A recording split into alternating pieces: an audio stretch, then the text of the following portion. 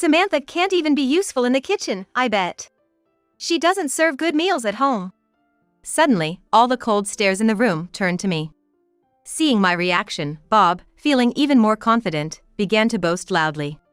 Man, my wife's cooking is terrible. Huh? When did you taste my cooking? Aren't your meals always at your mistress's place? What?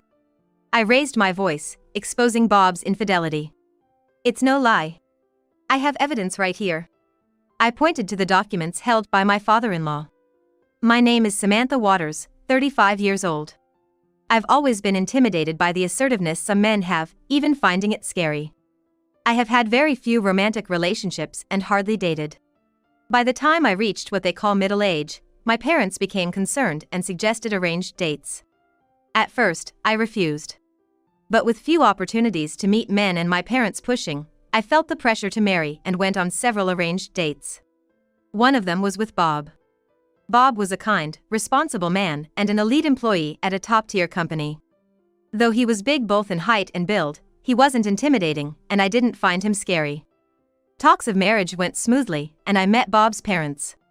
Bob's family runs a traditional cooking school, and his father is a renowned master in the field. Bob's father, a serious man, always wore traditional outfits, which made me stand a little straighter every time I met him. On the other hand, my mother-in-law was soft-spoken with a kind face, brightened by dimples when she smiled. Bob and I decided to get married. My parents were over the moon, saying I had hit the jackpot. A condition of our marriage was for me to become a housewife, so I quit my administrative job at an electronics company. Even then, my colleagues teased me about marrying up. Looking back, that might have been the peak of my happiness. Bob told me he's currently swamped at work and might not be able to come home often, asking for my patience. He wanted to achieve certain milestones in his current job before quitting and helping with the family business. I admired his commitment and decided to support him. Years into our marriage, Bob rarely came home. I knew he would be busy, but I didn't expect this. Most nights, I'd be alone in the living room of our apartment, which Bob's parents had generously provided for us, waiting for him. Guess he's not coming home tonight. I've only cooked for Bob a few times since we got married. He hardly ever came home, and when he did, it was very late. He often went on business trips, sometimes leaving home for days. He usually ate out and worked late into the night. Despite coming home late, he'd be up and out extremely early. I'd often worry if he was getting enough rest or eating nutritious meals. He'd leave without even having breakfast. One morning, as Bob was getting ready, I asked him why he didn't eat at home. Bob, I wish you'd have a proper meal. Without even looking at me, as he was fixing his tie, he said, It's fine. Work's just really busy right now. Don't worry about it, Samantha. Bob just said that and immediately left the house. Even on weekends, he's at work from early morning until late at night, regardless of whether it's Saturday, Sunday, or a holiday. He's often away on business trips. At first, I thought maybe Bob was trying to give me space, avoiding being at home too much. Or perhaps he was embarrassed. I even thought such sweet things at one point. When he's out this much, it feels like I'm living alone. Bob has very few belongings, only the bare essentials. Naturally, we don't converse much. So, I don't know Bob's hobbies, his favorite foods, or what he dislikes. Did I do something wrong? I pondered that as well. I talked to my parents about it, but they just said something like men being busy with work is just right and didn't take my concerns seriously. Even my few friends said it's better if the husband is out earning and not home, even saying they envy me. They too don't seem concerned about my feelings. While Bob handles the finances, he always provides enough for our monthly expenses, so there's no financial insecurity. But this very lack of insecurity makes me worry more. I keep blaming myself, thinking I might have done something to upset him. I wonder if I'm lacking as a wife. I clean thoroughly, I've been learning to cook, trying to make delicious meals every day. In the limited time Bob is home, when he sees my anxious face, he tries to reassure me. Samantha, you're doing just fine. I forced myself to believe this is just how some couples are, but recently, my father-in-law scolded me. I received a call from him at the end of the year. Getting a call from my father-in-law is rare, so I was taken aback when he suddenly yelled at me, making me drop the phone. Samantha, what on earth are you thinking? Did something happen? Don't play dumb. Why aren't you attending the family gatherings? Every single year. It was news to me that there were family gatherings. I had talked to Bob about New Year greetings before. He told me every New Year's Day, the students from the cooking school come to greet his parents, so the family doesn't gather. Moreover, he said if the family did gather, there'd be too many people, making things unmanageable. Usually, only Bob goes to his parents' home with New Year's gifts. First of all, if you aren't attending this year's gathering, shouldn't you apologize for not being able to? His stern voice made me freeze. It's a New Year's tradition for me to stay home while only Bob goes to his parents. I've been very careful with the New Year's gifts and greeting cards, trying to be as courteous as possible. I did suggest to Bob that maybe I should call, but he always said his parents were super busy around the New Year's, and I assumed it was because his father was a renowned cooking teacher. I was also a bit scared of meeting my strict father-in-law. According to him, the family gathers on January 1st for a New Year's party, and the students start visiting from January 2nd. I could only apologize over the phone. My father-in-law just criticized me, then hung up.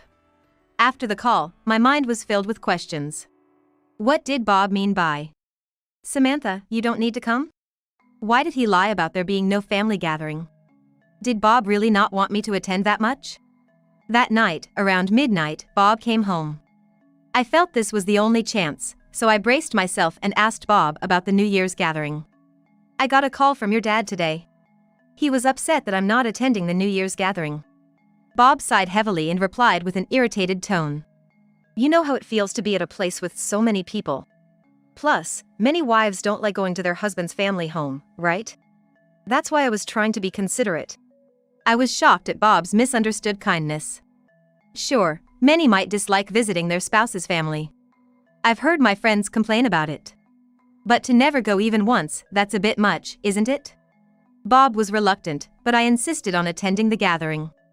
The Waters family's New Year's party was a grand affair. A lot of relatives gathered, exchanging greetings. "At last, you showed up. It's only natural for family to attend such events," my father-in-law said sternly. Even when I told him that Bob had said there wasn't any family gathering, my father-in-law remained furious. "You've been avoiding us because you didn't want to see us," he accused. Unable to respond to his anger, I gave up on arguing. The rest of the family also gave me cold looks. I expected that, and decided to endure. What I couldn't stand, however, was that Bob didn't come to my aid at all. Instead, he just quietly drank his beer. As the night progressed and drinks flowed, people started coming over to me with complaints. "I've never seen you do any housework, that's all Bob ever talks about," one said. In my mind, I whispered, "It's because Bob hardly ever comes home. You probably don't cook often, and when you do, it's not even tasty. That's why he always ends up eating out." Another chimed in. The words that came from the relatives were unfamiliar to me. What had Bob been telling them? I couldn't understand why he'd belittle me like that. "I'm sorry. I'll be careful from now on." Given everyone's stern remarks, I couldn't do anything but sincerely apologize. I helped out in the kitchen, serving drinks, feeling like I was walking on eggshells. I barely managed to greet all the relatives and students before heading home, completely drained.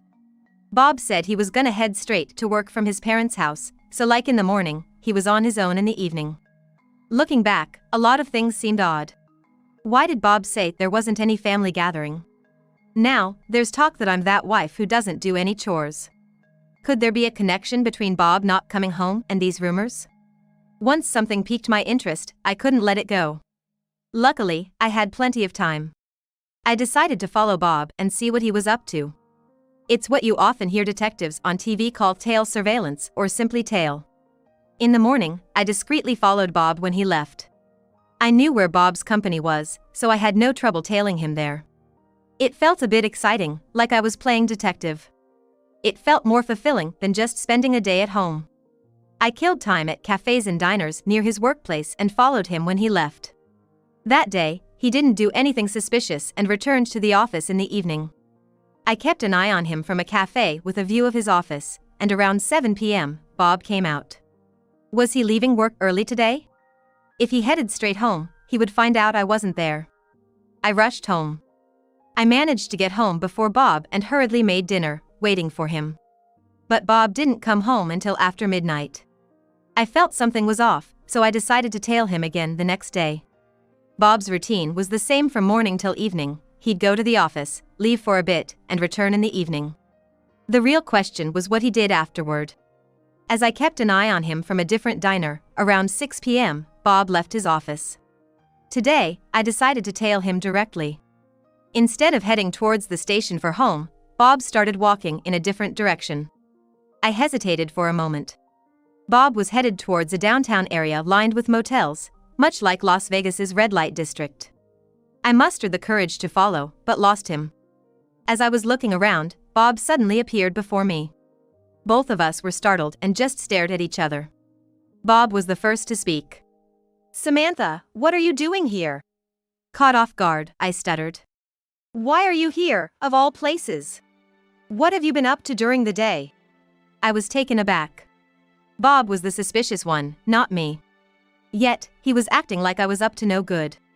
"First off, get back home. We'll talk then." Being scolded by Bob in such a public place was too embarrassing, so I practically ran back home. The moment Bob got home late that night, he confronted me with something unbelievable. "You think just because you're bored at home, you can follow your husband around? Why the hell should I have to support someone like you?" I tried to defend myself, albeit weakly. "I do take care of the house." "Just because you do a little cleaning, don't say you're handling the chores. From now on, you've got a budget of $100 for the month." I was speechless. How am I supposed to live on just $100? The water and electricity bills are automatically deducted from my account. And I bet my food isn't costing you much. Bob said with a nasty smirk. "At least let me work part-time then." Looking down on me, Bob sneered. "No way. You work full-time, just like me. And don't even think about skimping on the housework." No matter how much I tried to argue, Bob's mind was made up. In the end, I had to return to my previous job at an electronics company. Now I was stuck doing all the housework on top of a full-time job. My life suddenly became incredibly hectic. I had no time for my detective hobby anymore. I was swamped with work and chores. Ever since that day, Bob had been constantly berating me, nitpicking about the housework. Every morning in the brief moment we crossed paths, he'd find something to complain about. "The windows are dirty. There's dust in the hallway. You didn't iron my shirt." And because I worked too, I had to handle these chores at night. Before I knew it, it was the end of the year, and the New Year's gathering was approaching. Bob, as always, said I shouldn't attend. "You should stay home. No need to join the gathering." I figured it was pointless to argue, so I kept silent. As Bob left, he threw a parting shot. "You're an embarrassment. I wouldn't want you in front of our relatives." His cruel words stunned me. How could Bob say something like that? I work from morning till night and handle all the housework. How could he be so harsh? Regardless, I decided to attend the New Year's gathering without telling Bob. I had to let my in-laws, Mr. and Mrs. Waters, see the real Bob. Tightly gripping the thick envelope I had just received, I headed to the Waters' house for the New Year's gathering. I took a deep breath and opened the door. At the New Year's gathering, when I suddenly showed up, Bob looked shocked, but probably because he didn't want to make a scene in front of everyone, he just glared at me without saying a word. His relatives' gazes towards me were as cold as ever. They were all whispering, condemning me. I'm sure they've all just been fooled by my husband. I didn't let it bother me. Enduring their cold stares, I was in the kitchen preparing the food and drinks. After a while, maybe because the alcohol started to hit him, Bob began to loudly criticize me. "Samantha can't even be useful in the kitchen. She doesn't even serve decent food at home." Everyone's icy stares turned to me all at once. Seeing that, Bob became even more arrogant, shouting out loud. "Man, my wife's cooking sucks." I caught the stern look of my father-in-law. "What the hell is going on here? What have you been doing, Samantha? Maybe you're not suitable to be Bob's wife." With my father-in-law raising his voice, everyone's attention was on me. The moment everyone thought I was going to get a lecture, I stood up to Bob and began to counter-argue. "Excuse me? Have you ever tasted my cooking? Aren't you always at your mistress' place? What? Caught off guard, my father-in-law's mouth was agape. What the heck are you talking about? While everyone was in shock, only Bob tried to desperately make excuses. Come on, Samantha. Just because people are talking bad about you doesn't mean you should spread such lies. Turning to my father-in-law, Bob started to defend himself. Dad, I don't have a mistress, I swear. I hope so. My father-in-law seemed to want to believe Bob. He nodded in agreement to Bob's words over mine. Thinking he had regained my father-in-law's trust, Bob puffed up his chest and started to shoot back. Always saying crazy stuff. There's something really wrong with you. It wasn't just a spur-of-the-moment claim that Bob had a mistress. I pulled an envelope from my bag, showing the documents inside to my in-laws. Bob continued to vehemently criticize me. Hey, apologize now, and I'll forgive you for lying. The relatives seemed to believe that Bob didn't have a mistress. They sent me stern glares. My father-in-law and mother-in-law were seriously reading the documents. The documents I provided were the result of an investigation into Bob's infidelity. It was clear that Bob's behavior was suspicious, so I had hired a private investigator to dig deeper. The results from the investigator were clear. Bob was caught red-handed. The reason Bob wasn't coming home was because he was with his mistress. He mostly spent his time at her apartment, and sometimes they would even check into motels. Bob was always eating at his mistress' place. While I was managing on a budget of $100 and working full-time, taking care of all the household chores, Bob was having a good time with his mistress. The time I ran into Bob in a motel district, he was about to meet his mistress there. I loudly exposed Bob's infidelity. It's not a lie. The evidence is right here. I pointed to the documents my father-in-law was holding. The apartment you see Bob entering is not our apartment. Murmurs arose from the relatives. Hey, Bob, is this true? What's going on? Is this some kind of fabrication? My father-in-law and mother-in-law were engrossed in the photos. Bob, is this true? Sweating, Bob tried his best to deny it. No, that's not true. I don't have a mistress. What my father-in-law and mother-in-law were fixated on were the photos. Photos of Bob holding hands with an unknown woman, entering an unfamiliar apartment. Pictures of them picking out jewelry together in a store. Snaps of them drinking wine in a fancy restaurant. Pictures of them shopping for groceries. In all of them, Bob's carefree smile was captured. I relentlessly confronted Bob. Bob, you mentioned you've been busy with overtime every day, right? Bob's face turned red, and he fell silent. My words became rapid with anger. Why did you lie about not wanting to see the family, or that the food isn't good? I never lied about any of that.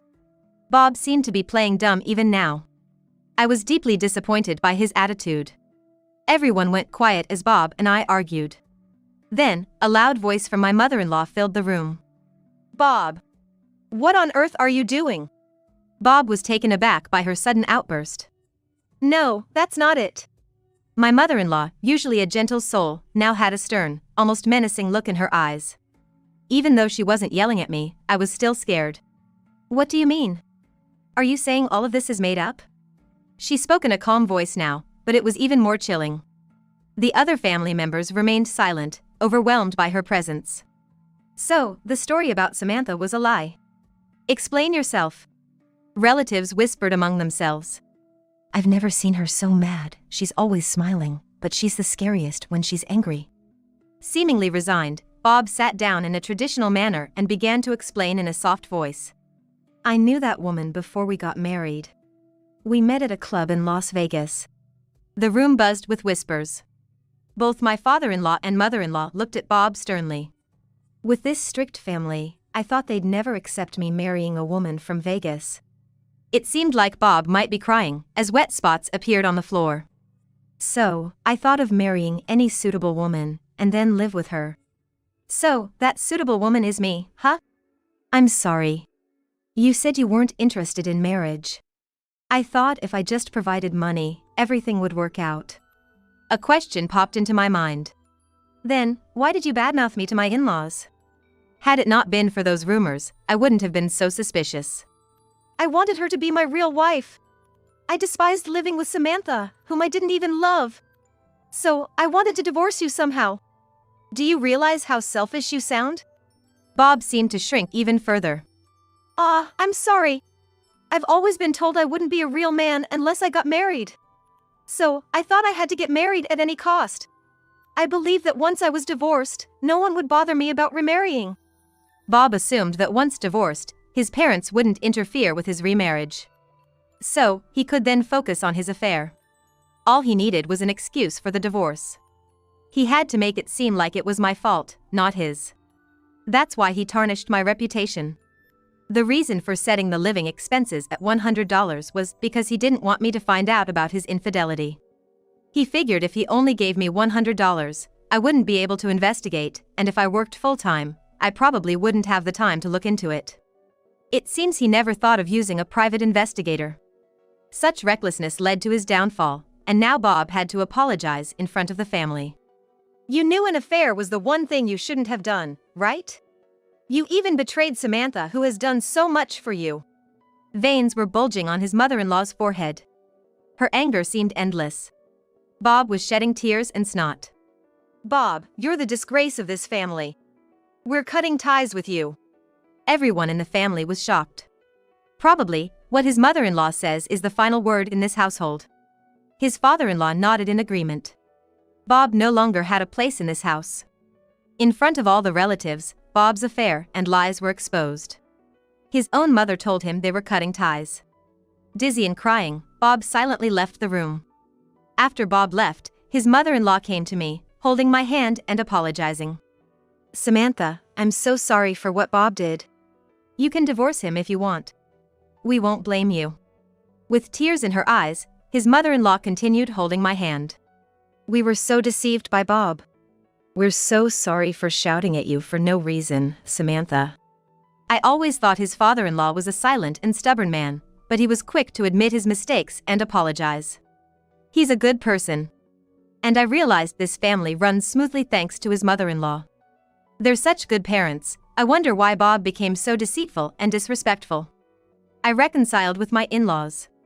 And shortly after, my divorce with Bob was finalized. The divorce went just as Bob wanted. After being disowned by his family due to the affair, it seems Bob lost his backing from a prominent family. I heard he's been demoted at work and is now in a less significant position. His income decreased significantly, and his mistress got tired of him and left. I got this info from Bob's mother-in-law. From the Waters family, I received more than twice the usual amount. I assume part of it was hush money. Now that I have some extra money, I'm indulging in luxury trips abroad a few times a year. The apartment they prepared for me and Bob is mine to use as long as I want. Bob was hardly ever there, so I'm living freely without any memories of him. The only good thing Bob ever did was encouraging me to return to work. Thanks to that, I have a stable income now, and it seems I won't face any financial difficulties. I occasionally keep in touch with my ex-father-in-law and the rest. They invite me to their New Year gatherings, but I decline.